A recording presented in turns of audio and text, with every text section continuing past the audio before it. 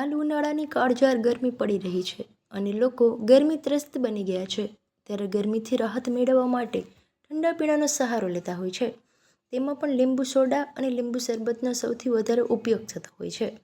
ત્યારે ઉનાળો આવતા લીંબુનો આવક ઘટે છે અને ભાવમાં વધારો જોવા મળતો હોય છે. ત્યારે હાલ પોરબંદરમાં લીંબુની આવકમાં વધારો થતાં ભાવમાં પણ ઘટાડો જોવા મળી રહ્યો છે.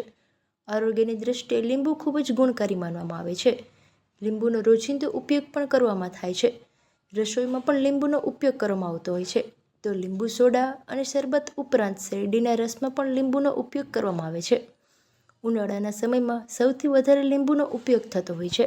તો ઉનાળામાં લીંબુની આવક વધતા ભાવમાં પણ વધારો થાય છે, જેને કારણે ગૃહિણીઓ સાથે ઠંડા પીણાના વેપારીઓ પણ અકળાઈ ઉઠે છે.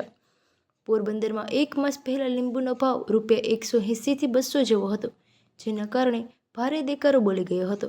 જોકે હવે લીંબુની આવકમાં વધારો થયો છે.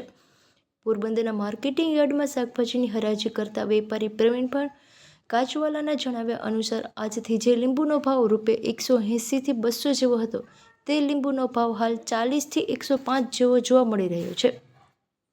પોરબંદર જિલ્લામાં લીંબુનું ખાસ ઉત્પાદન થતું નથી. આથી રાજકોટ, મોરબી અને ભાવનગરથી લીંબુની આવક જોવા મળી છે. હાલ નિયમિત 5000 કિલોની આવક જોવા મળી રહી છે.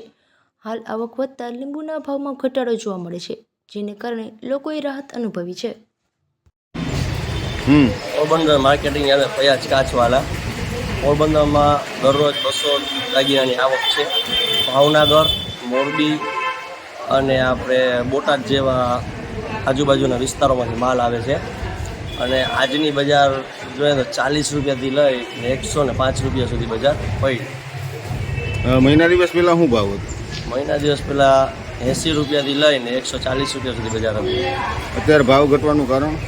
માલની આવક વધી, માલનું ઉત્પાદન વધ્યું, એટલે થોડોક સમય પહેલાં માલની અછત હતી, બહારની આવક વધી છે અને ખેડૂતનું ઉત્પાદન વધ્યું છે.